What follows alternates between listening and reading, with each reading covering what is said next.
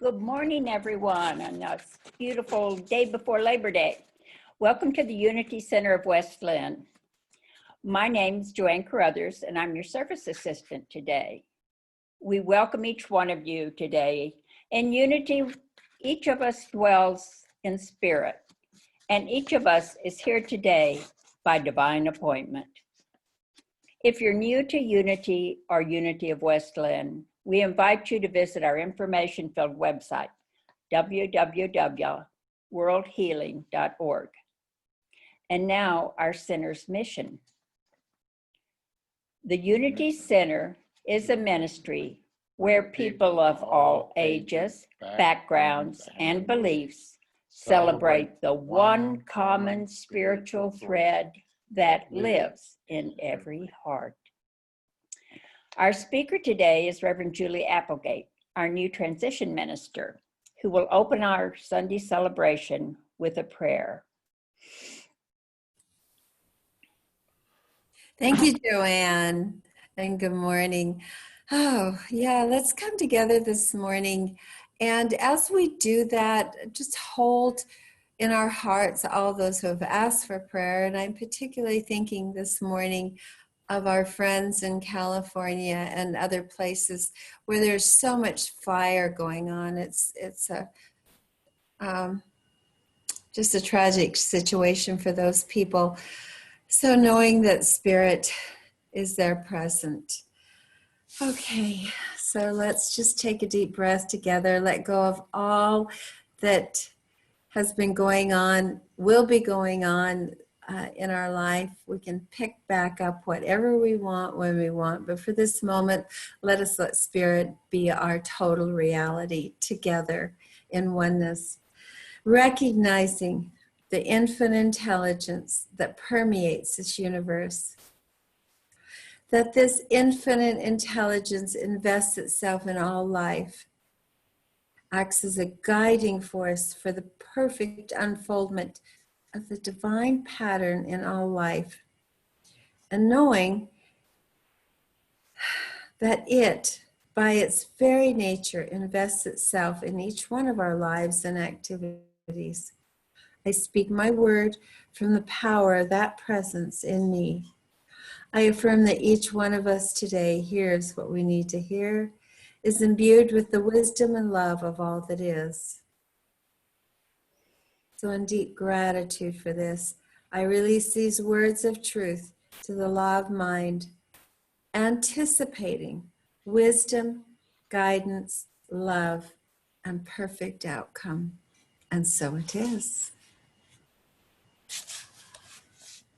Amen. Thank you so much. And this is the reading for today from the Daily Word. How appropriate. I imagine a world transformed by peace and love. World peace begins within my mind and heart. Closing my eyes, I breathe deeply and envision every person bringing forth the love and peace of God. I see all the world's people surrounded by a healing light that transforms strife, anger, and division into reconciliation, peace, and unity. As I hold this vision, I see the entire world aglow with radiance. Harmony and cooperation heal the world's wounds and encourage love to flower in each person's heart. I carry this vision throughout my day. Divine love, expressing as me, sees oneness regardless of apparent differences. Divine wisdom and understanding illumine my thoughts, inspire my words, and guide me to act in ways that bring peace to the world. And the Bible reading, blessed are the peacemakers, for they will be called children of God, from Matthew 5, verse 9. And now we have a lovely piece of music to lead us into Reverend Julie's talk this morning.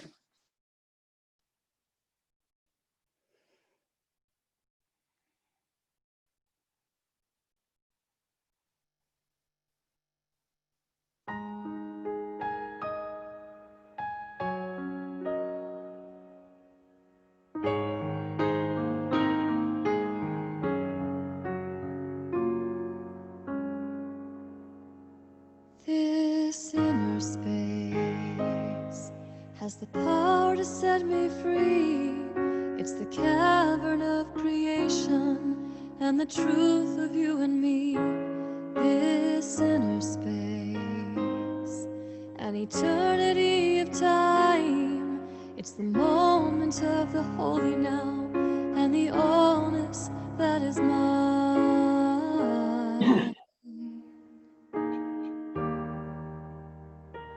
This inner space contains all that I need. From deep within the invisible flows the living air I breathe. This inner space is flowing in my bones. It stirs my heart, it stirs my mind, and every prayer I've ever known.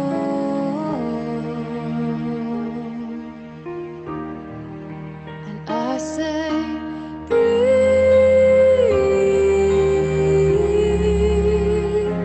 just breathe.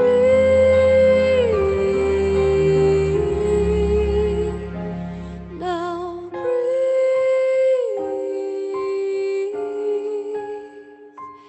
this peace.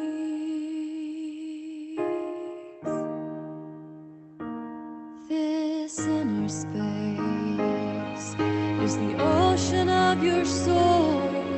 And when you feel most broken, the truth is you are whole. This inner space connects us one to all. And though it would never push you, it will break down every wall.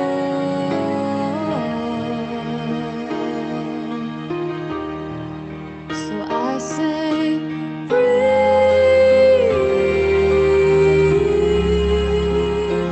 just breathe.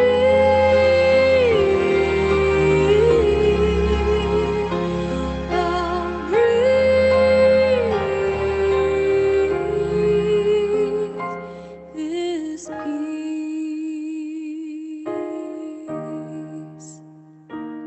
This inner space invites us to renew. In all my endless choosing, I become the chosen two. This inner space that never knows the past. In a quiet place you can hear it, and it might just make you laugh.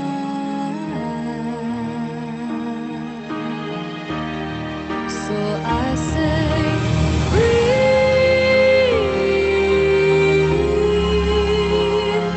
just breathe.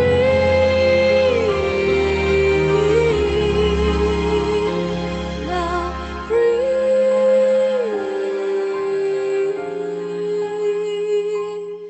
this peace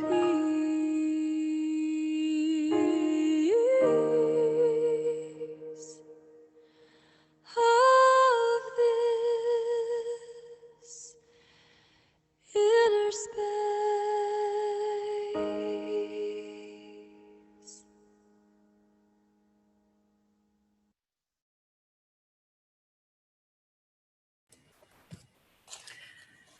Good morning again. Wow, that selection of music really went with the daily word this morning. And I hope you all got to close your eyes or something and really feel that resonate in your soul. So welcome this morning as we come together, heart to heart, home to home, in this new way of sharing community.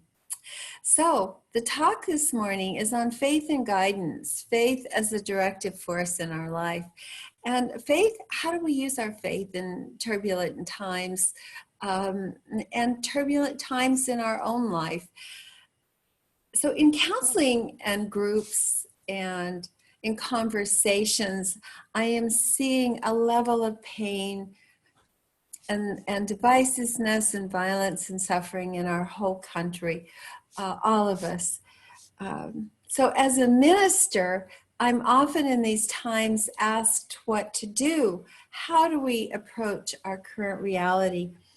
And I've been in conversation with hundreds of ministers around the globe through our Centers for Spiritual Living Ministers listserv. And there are many approaches according to our own soul guidance, our own spirit presence. But my talk today, the purpose of my talk today, and I always speak with a purpose, is how do we personally handle the current violence to the spirit of all of us? So how can we as individuals and community be a source for good? And of course, we're responsible for our own lives, but I think we also have a certain responsibility to the community, to our country, and to our planet, this beautiful planet on which we were gifted to live.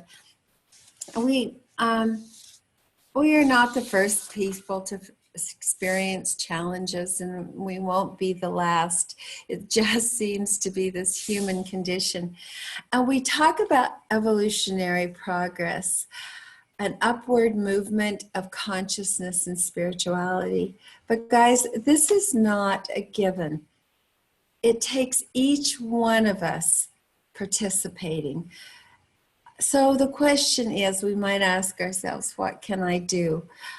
Some of us can take active participation. We can run for office. We can be leaders in our community. We can be support people.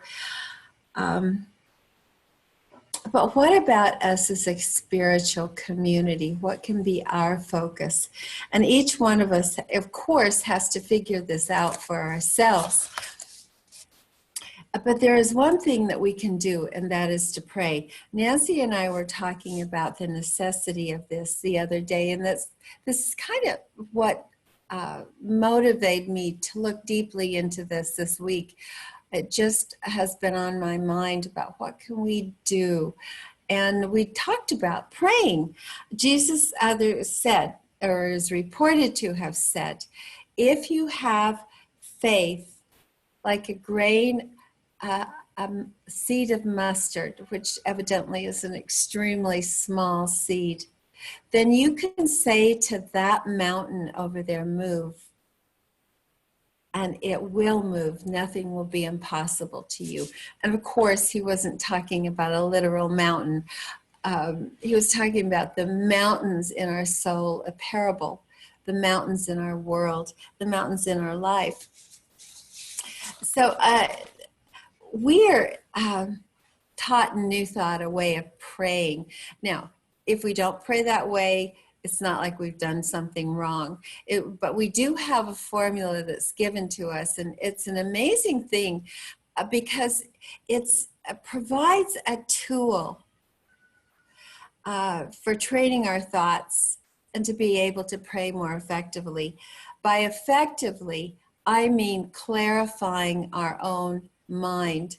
Our faith and beliefs reside in our own mind. Our consciousness that affects our experience in the whole world, of course, is in our own mind. So the purpose of these prayers is to clarify our own mind as we know the truth. That truth goes forth to be a transformative experience for whatever our intention is. God doesn't need our prayers. Our prayers are for us. And I have a quote here, when prayer removes distrust and doubt and enters the field of mental certainty, it becomes faith. Ernest Holmes. I want to say that again because I just think that is so profound. When prayer removes distrust and doubt and enters the field of mental certainty, it becomes faith. So prayer, these tools we were given about ways to pray are to remove the distrust and the doubt that exists in us so that faith can arise in all the power that faith is, that faith that can move a mountain. So we come to know in our prayers that there is one creative force, and we are part of this creative force. It can't be otherwise. The universe can't sense. And so, therefore, we know that that creative power is in us too.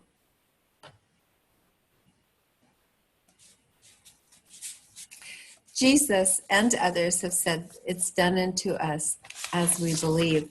So let me just add that we are praying every minute.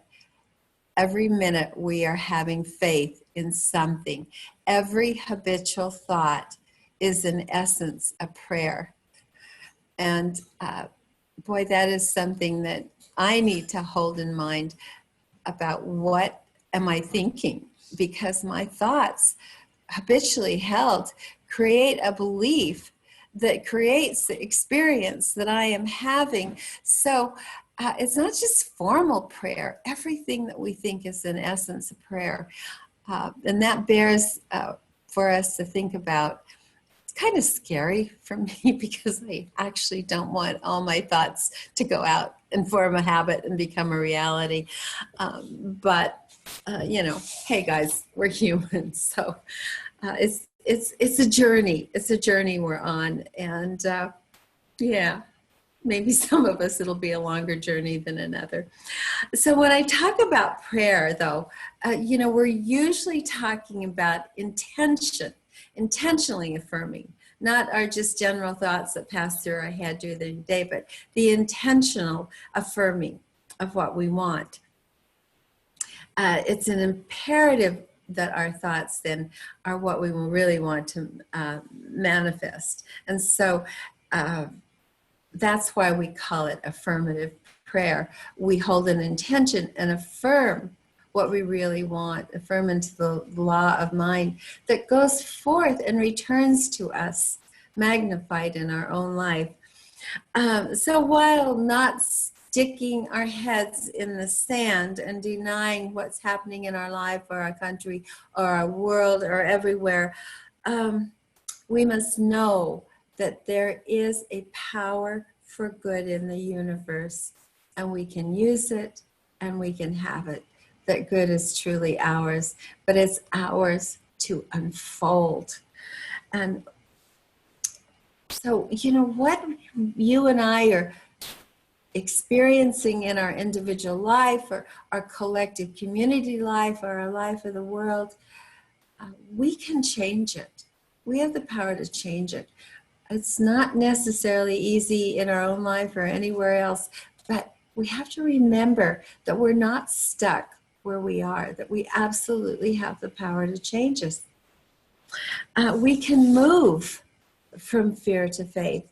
And I think it's really fear that grips us and keeps us in a place that we actually don't want to be. And I believe if enough of us keep our focus on things and a collective focus for good, we can change what is. I came across this article in Science of Mind magazine by Brother Bolanda, and Brother Bolanda is a monk at the Self-Realization Institute in Ensenada, California. It's a Paramahansa Yogananda facility, someone I absolutely love. But I want to read it to you. I love this. I copied it. I stuck it in my calendar. Faith is born of love. If we love someone deeply, we have faith in what they tell us. To have faith in ourselves is also important. Once we realize we are sons and daughters of God, we realize we can do anything. We have unlimited potential. And I love this particularly. God can be thought of as an intelligent ocean of light and energy, governing all things. And we ourselves in the ocean of that light and energy. We are like little sparks of God. Some cells are brighter than other cells. Some are darker. Some are just brimming with light. And they share that light with other cells. When we face an obstacle, the universe responds to help us reach our goal and our dream. We are all connected and one with God, Brother Alond. Okay, forget that. Go back. You'll find his name. So it doesn't have to be complicated, guys. So number one, because this was all about how we can do this, how we can do something, and something I've been processing all week and probably for a very long time, is number one, see everything, as Brother Bolanda says, in an intelligent ocean of light and energy. Get a sense of the peace of this ocean of light and energy and feel the peace and joy and love. And when I was new to New Thought and meditation, and I didn't know what the heck, how do you meditate? And there was this one lady in the class, and she said, well, here's what I do. She says, I visualize light coming down through the top of my head, and I focus on that. So that was the best I knew. So that became my practice. And because I could really focus on this and visualize that light. And I didn't know a lot about chakras then. I didn't know a lot about energy fields, but that became my practice. And over time, I began to actually feel this light. And many of you have done this. Many of you have worked with your energy field and the energy of the divine spirit. So I began to feel this light actually fill my body, and delightful experience, of course, and to feel it come through me and out my hands. And so I get that there is this field that actually we can begin to consciously visualize in our own life, so that this light and this energy fills our body, heals the cells, brims us over, become brighter light beings, so that our light actually goes out and has some real meaning in lighting up the world. And so the second one is, visualize that we're all immersed in this intelligence. The daily word that Joanne read, beautiful, thank you, Joanne, of the peace that we can feel and be the peace and experience the peace. And if you haven't got your daily word, you might want to actually subscribe to it. It's a fabulous little booklet. And the second part I want to say is to write out a vision. Read it and be grateful and tuck it away. Remember that there's no greater or smaller in the universe. There's not one thing more important than the other. It is our mind creating into the law of mind that which we want to see return to us. And it doesn't matter what that is. It's not more complicated than when I visioned my car, and I probably already told you guys about that. Really needed this car, and I won't go into the whole story again because I'm probably absolutely certain I've told you before, and I'll probably tell you again. Nancy and I were thinking we ought to have a whole car talk, but I wrote down what I wanted in a car, and there were really only four main things. And I tucked that away, and I looked at cars, and I went on and on looking at cars for the longest time. And we kind of weren't ready to get one, but I thought, okay, well, you can compromise, Julie, which is not a good thing. I don't usually like to compromise on things like that. But I thought, well, you're being a little ridiculous. You don't have to have exactly a red car. You don't have, a white car will do just fine. But the outcome of the whole thing, without going through the whole story, that I love is that I have this car that when I went back and looked at the vision I had written out, it was perfect for that, only more. And if you've done things like that in your life, I'm sure probably most of you have. If you haven't, begin to write out visions for your life, for your country, for your world. But when we do that and we see them manifest, these are ways that faith really grows.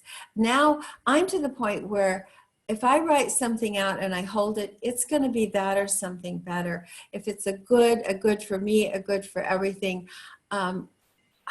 my faith now in doing that is just huge. And that's because I practiced that. I've seen it come about, and it's like, wow, it's such a wow experience.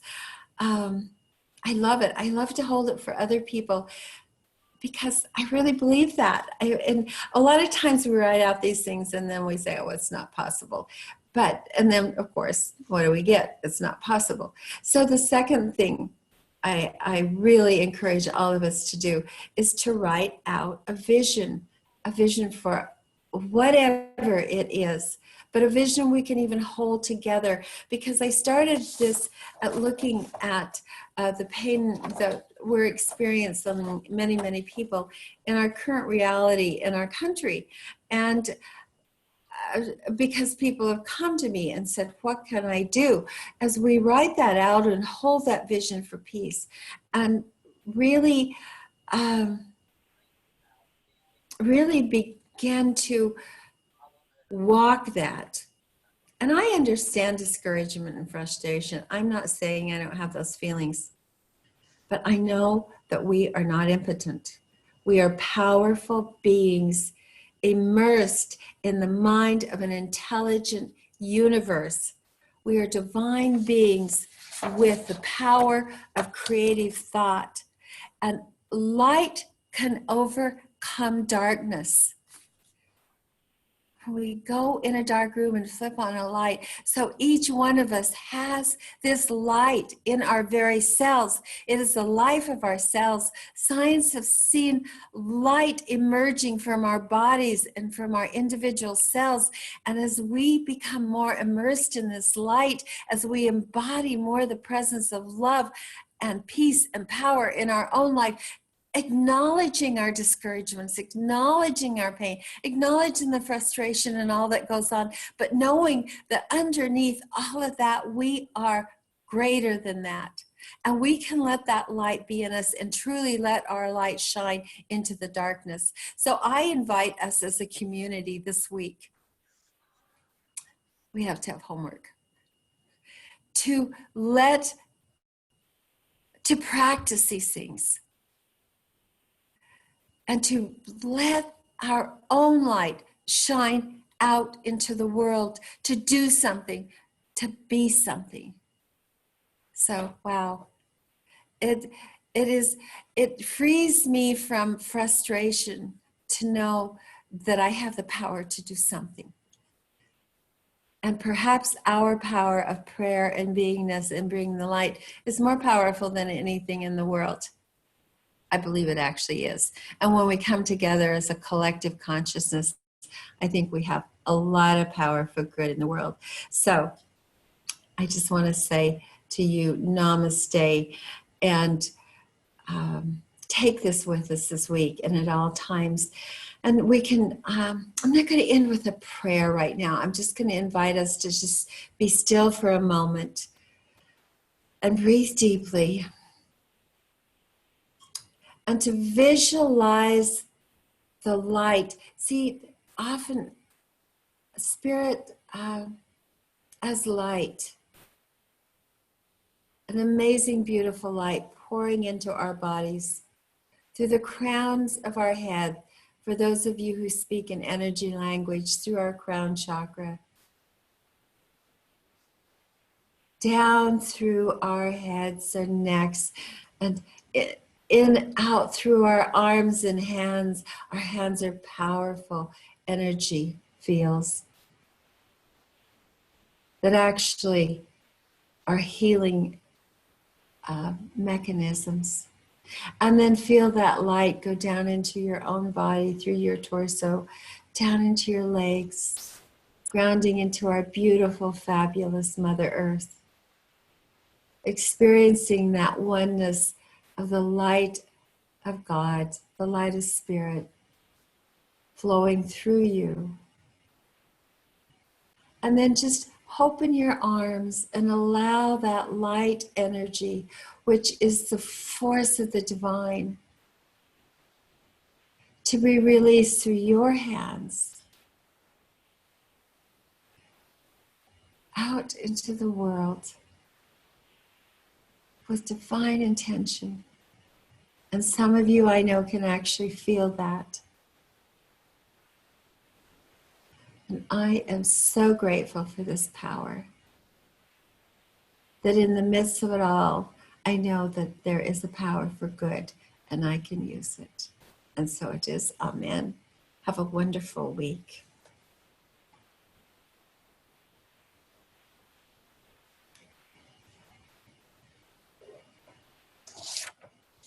Nothing lasts for long. Fashions will come and go, sure as the wind will blow. Diamonds turn to dust, and empires that stand tall eventually will fall.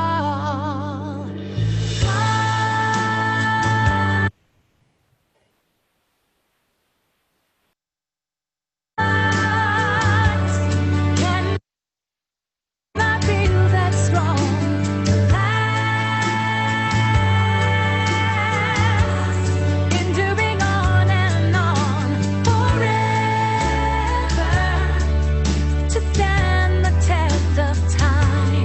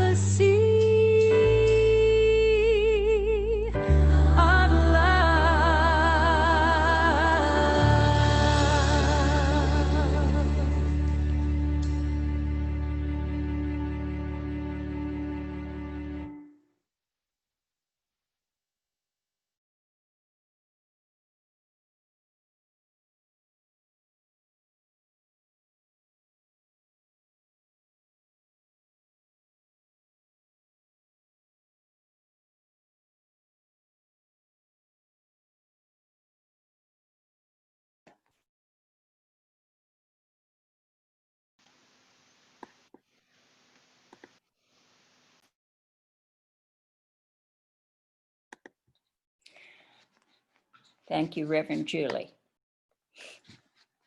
That was a wonderful message. This is a part of our celebration when we act on our faith and commitment. We take this opportunity to remember and express our gratitude for the Unity Center of West Lynn and for the abundance in our lives. You can go to the Unity website, worldhealing.org, and find multiple ways that you can donate to our center, and it will be greatly appreciated.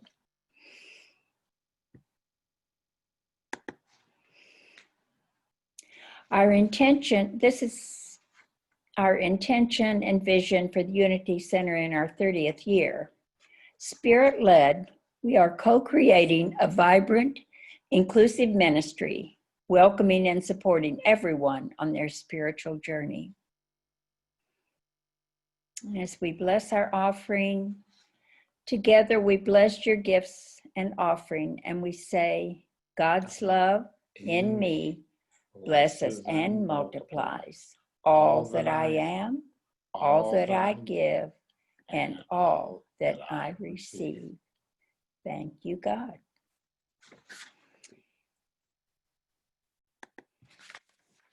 And most of our activities are by Zoom now, but here are a few announcements that we have. The Women's Circle meets via Zoom on Tuesday, September 9th at 6:30 p.m. So that's this Tuesday. The topic is driving tips, especially as we age. And Marilee is going to present that with lots of love and humor. Look for an invitation from Olivia. The men's group will meet by Zoom Monday, September 14th at 7 p.m. And Jim Lathrop sends the link for that. Food from the Heart is September 18th. The main dish this month is mushroom chicken. If you haven't, excuse me, if you haven't gotten an email, Marty is handling that this month, at least the sign-up situation. So I think there's still some items needed, so you can contact Marty and let her know what you can contribute to that. And some exciting news, you've probably already gotten the email invitation from Reverend Victoria about an outdoor in-person Sunday service on September 27th. Please RSVP to the Unity Center so she can plan accordingly for the number that will attend.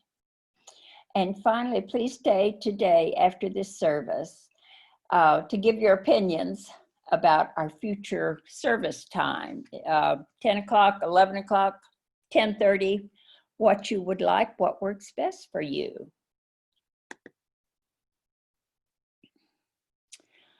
We close our celebration with the light of unity, and thank you again, Reverend Julie. We encourage everyone to take time to reflect on the suggestions she's given us and actually apply them, as she said, homework. As you do, notice how these key ideas enrich and deepen your daily spiritual life. And we hope you invite those you care about to share our Sunday celebrations with our great ministers and speakers, both live and on YouTube under the title West Lynn Unity Center. Join us next Sunday, September 13th, to hear our guest speaker, Reverend Christine Green. And that is always inspiring. For further spiritual support, visit our website, worldhealing.org, Facebook, or unity.org. And for 24-hour prayer, call or visit silentunity.org. Again, please stay after the service for our digital conversation and fellowship with friends and for discussion about our time. Reverend Julie will stay after the service for a while to answer questions and explore ideas as we connect with our community. As we complete our formal time together, we symbolically blow out the candles in our mind. But we know The light never goes out because we are the light. And our prayer of protection and transformation, the light of God is in us. The love of God moves through us. The power of God transforms us. And the presence of God is who we are. Wherever we go, God is, and all is well. Thank you so much for your support and participation. You're a very important part of the Unity Center. Let's all reach out this week in love and the spirit of unity. Have a beautiful, safe, and healing week.